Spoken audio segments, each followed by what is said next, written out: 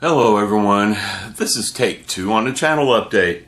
Yeah, sometimes I do multiple takes. I don't always. It's just, well, if I play back the video and I don't like it, I do another take. But a lot of the times what you see is first take material. That's an amateur YouTube channel for you. That's what that is. I keep looking down because I got something in my hands. We'll start with that.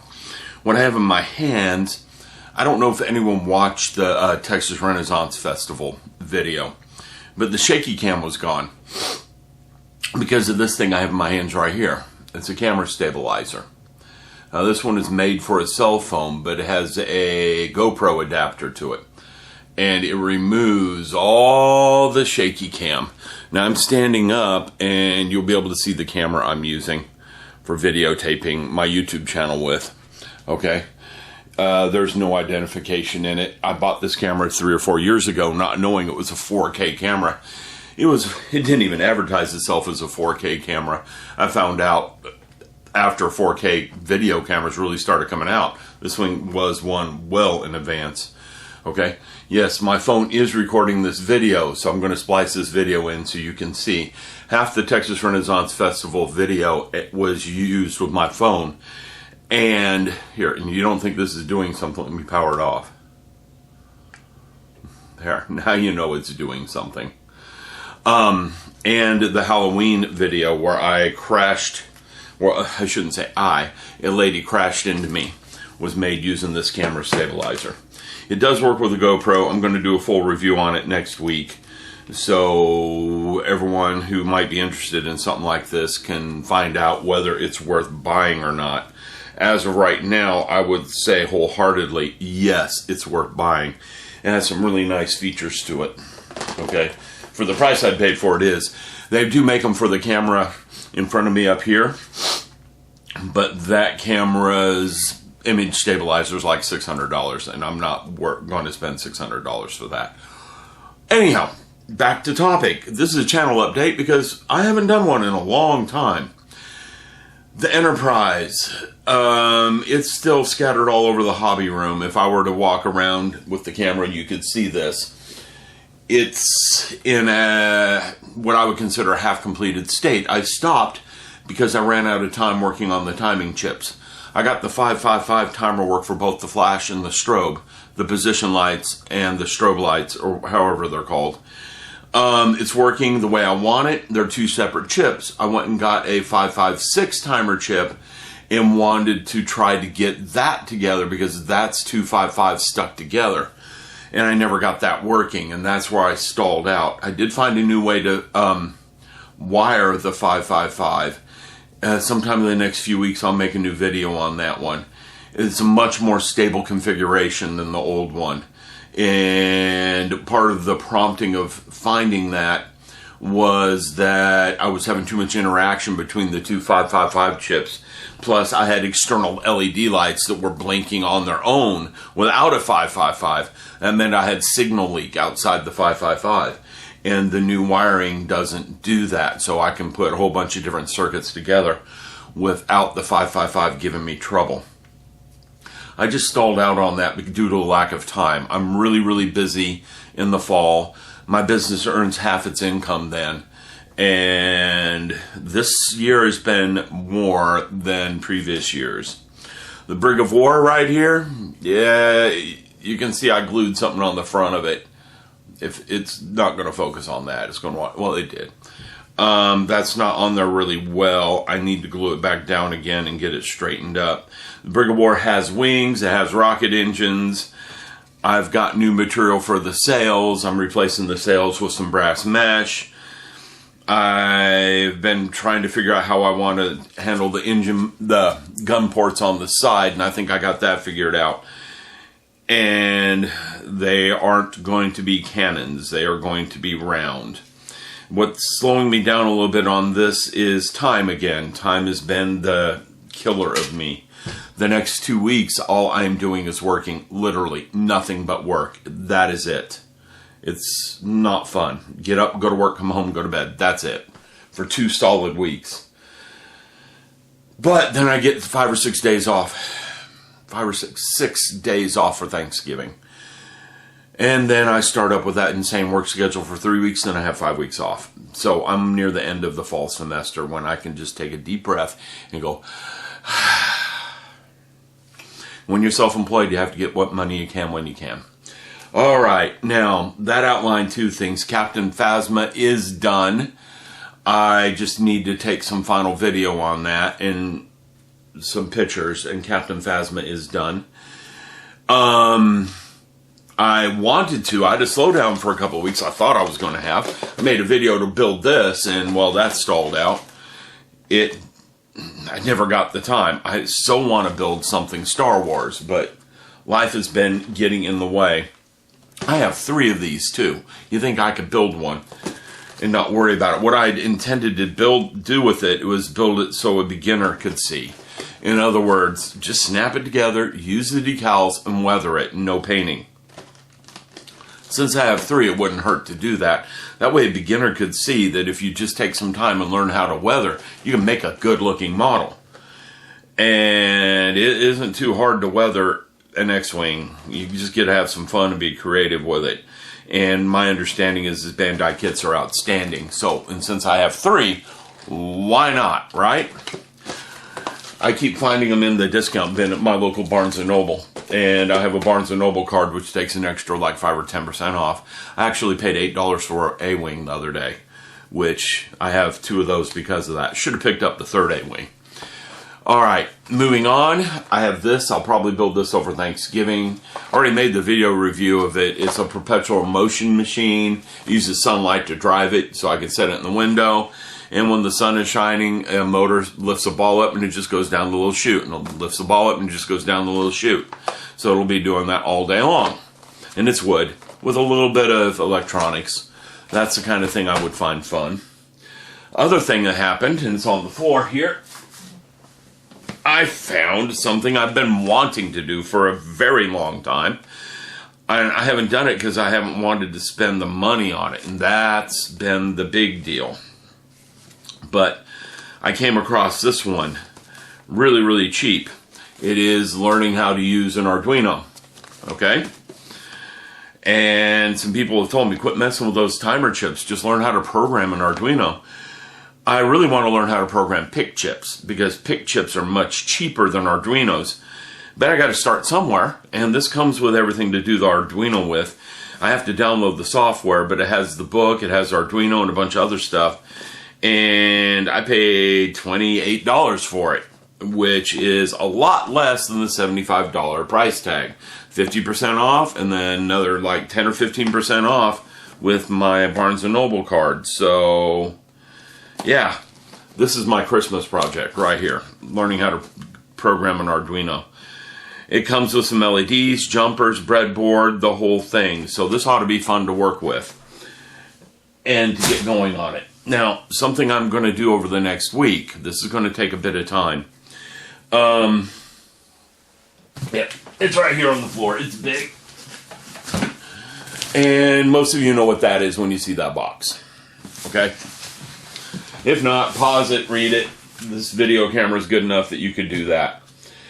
That is the perfect grade Millennium Falcon from Bandai. I am not going to be able to build this for at least 3 or 4 years. As much as I hate to say that, that is the truth. I've got small children, and I'm just not allowed enough free time to come in here and do something like this. Actually, I could get the time, but then I wouldn't have any time with the children. So it's a balancing act. And that's why my model building has dropped so much in the last couple of years. I spend my time with my kids. But I am going to go through this and review it. Not right now. I don't have that kind of time right now. What I am going to do, though, is talk about Gundam models and their grading. And there's a reason for this, because I'm going to jump over to Star Wars models and the implications I get out of that Millennium Falcon. And only time will tell if I'm correct or wrong. All right? And I keep looking this way because that's where all the Gundam models are. I have a bunch of them. Now, we have different grades on the Gundam models. You got SD, which stands for Super Deformed. That's the short little chibli ones. I'm sure I said that word wrong. But they're small, super deformed. They're kind of cute. I build them occasionally. I put the videos up occasionally. They're good relaxation. I got a couple hours to spare, and I just don't have time to paint or anything. I'll pull one of those out, stick it together, panel line it, and be done. I've got some micron markers. You get them at almost any major big box hobby store. And they clean up with terpenoid, so you just draw lines down the panels. Any mistakes, a Q-tip with terpenoid, and they're cleaned up, and they're all good to go. So I like to do those. They're low stress, okay? After your SD, you have your no grade. The no grade tend to be, as far as was explained to me, and I'm sure someone will correct me if I'm wrong, experimental model kits by Bandai. Bandai does an awful lot of Gundam kits these days. They did a wide variety in the past, and then they shifted their focus to Gundam because they sold well. And sometimes they want to try something new, so they make a no-grade kit. Now, the no-grade kits can be various scales. I've got some 1/100 no-grades. I've got a 1/160 no-grade. And while they're not quite up to the high quality that the master grades are, they're better than a high grade. So they're really just somewhere in between. And you can have some problems with them, like the 1/60th Strike Freedom. It's a no-grade kit, and the backpack that holds wings is kind of loose from what I've heard and read. So you have to be careful with that. Now, after the no-grade kits comes the real grade, the RG. The real grade are small scale. They try to do them as perfect as they can. Some of the sprue go through multiple injection cycles, so they actually have parts that are movable on the sprue, molded together so that they slide in and out. And it's really strange to put one of those together at times, because you're clipping this part off the sprue, and then it says pull it, and you pull it, and all of a sudden it's got an arm, a socket that rotates and stuff. And if you look at it, you can tell that they injection molded it a couple of times. For a little while, I thought they were 3D printing it, but not with the production runs they're doing. The kits would be way too expensive. But they're trying to make really high quality, small scale kits. The Zaku I was doing a while ago, the pinkish guy, he's a real grade kit. They're not very big, they're small. You gotta remember, people in Japan, a lot of them live in small apartments or houses, and they don't have room to display a monstrously large model, so they like the real grade kits. Up next after that is high grade. High grade are typically 1/144 scale.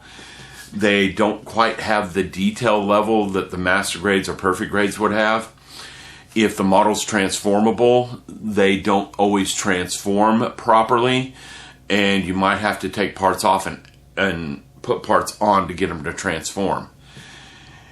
They don't have real good detail at times. They don't take as much care in designing the sprue, so you will get panel lines and other things in the high grade kits. After high grade comes master grade. Master grade kits, they are what they say they are. They're for the master model builder. They tend to undergate parts at times. Undergate means when you clip them, you don't see any marks on the surface of the model. All the attachment points are on the undersides. Okay? They tend to undergate them a lot. They have inner frames that you put armor on. They tend to have a lot of detail. Transformable models usually don't have extra parts to transform. They usually transform. Okay? Just like you would see on the anime. All of these up to this point usually have stickers, by the way. You have to buy decals separate on Gundam kits. So as Star Wars people, we've been really blessed with that. I keep looking over here because I'm thinking through the grades. Okay? Because some of you guys, you have no idea about the Gundam universe. You just say, snap kit, don't touch. Painting one of those things is a challenge beyond comprehension. I'll just tell you that. Because there are so many parts, and the parts move in around each other. And if you don't put the paint on there just right, the paint comes right off the first time you move it. The tolerances are so tight on them. So painting a Gundam kit can be more of a challenge than you think. Just snapping it together, yeah, you can spend a couple of weeks, put one together, and be pretty happy with it. But painting it is where the challenge comes in. Hats off to those people who paint them with real good paint jobs. And they still transform and still move. All right, after the high grade comes the perfect grade, hence the Millennium Falcon. Now, your perfect grade kits are 1/60th scale, okay? And they're what they say. Bandai's trying to make them perfect. They're trying to do the best job they can on those perfect grade kits, all right? They want them to shine. They want them to be outstanding. They want them to be what everyone wants to have. There are larger scales, so the detail shows better. Some of them light up, some don't. Some come with decals, some don't. They're quite expensive. They usually start about $150 and go all the way up to $400. Hence the price tag on this guy. Okay, maybe not 400, maybe I'm exaggerating a little bit, but 300 isn't unheard of for a perfect grade Gundam kit. They are expensive, that's why I don't have one. I haven't been able to justify spending that on one, hence, I did on the Falcon, but that's a different story, as most of you would understand. Okay? Yeah, I think I'm done looking over at the Gundam kits. Now, having said that, how does this fit in with the Star Wars kits? Well, this fits in with the Star Wars kits because I can see grading scales in them. You look at some of the basic kits, like the X-Wing itself, the TIE Fighter, the TIE Advanced. They don't have an extreme amount of detail. They're more like a high-grade kit. Okay? Then you look at the 144th scale Millennium Falcon, the Y-Wing, and a few of the others. They're more like a master grade kit because Bandai just said, hey, wait a minute, let's take some time with this one. Let's work them out. You also have the Mecha Collie kits. Those are no grades.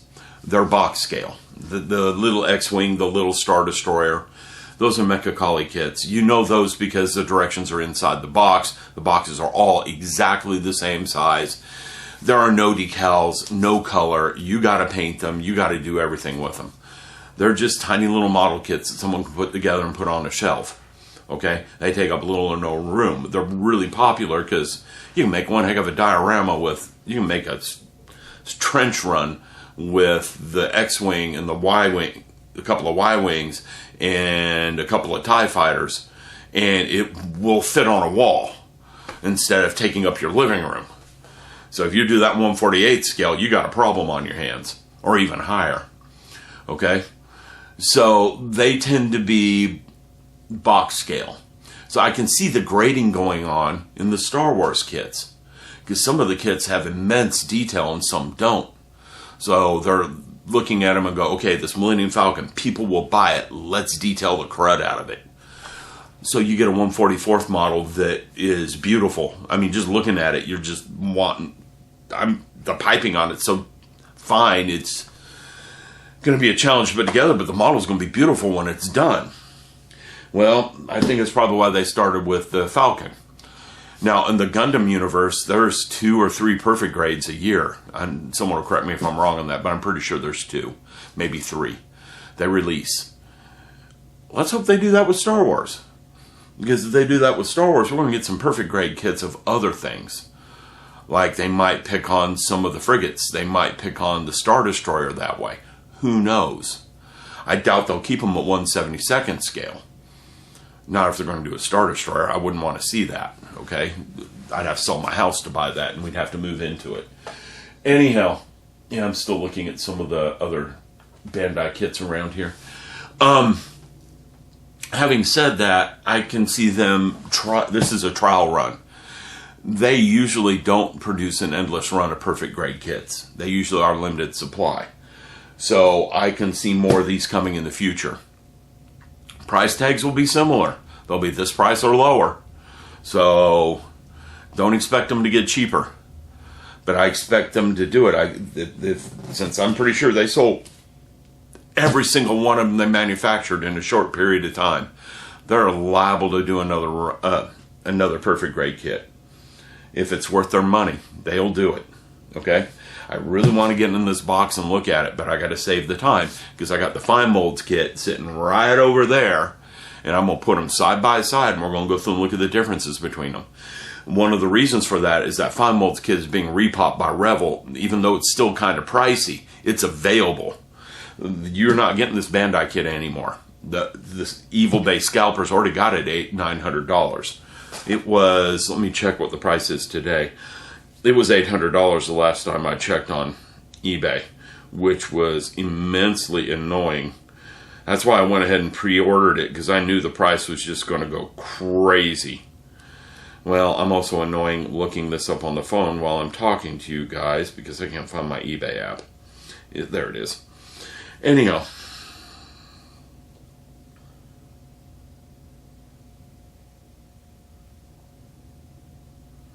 Sorry for the silence. Bet it takes a second to type this in. Oh no, they're 560, 550, 560 on eBay. So they're not too crazy yet. On Amazon, they are $800. So you want to buy one of these on Amazon, you're going to pay $800. And I suspect the price is going to do that if Bandai doesn't keep supply up. It'll be like that NES Classic. It just price go through the roof and no one can get one. Same deal. Anyhow, I'm going to pull them out side by side. We're going to go through them. We already know what the issues are with the Fine Molds kit over there. The Perfect Grade kit here has its issues as well. There is no perfect model, but everything I've read said if you want something as close to a filming miniature as you can get, that's the Bandai kit. So it does have its problems. It doesn't meet any one single Millennium Falcon filming model. It's kind of a conglomerate of a bunch of them. But it's the closest we're going to get to something we saw on screen in one of the first 3 movies. Alright, this video is long enough. I'm going to go. I want to go get it posted. I will talk to all of you later. You know what's coming in the future. I am going to get back to that Enterprise and finish it. And I'm just going to leave the 555 timer chips as they are and finish it that way. That way I quit messing with that 556. Okay? So I can get moving on it. There's lots of little things I can do on it when I get 25, 30 minutes. That's what the Brig of War is. I come up here and fiddle with it whenever I've got 10, 15 minutes. Alright, I'll be back. Talk to you later.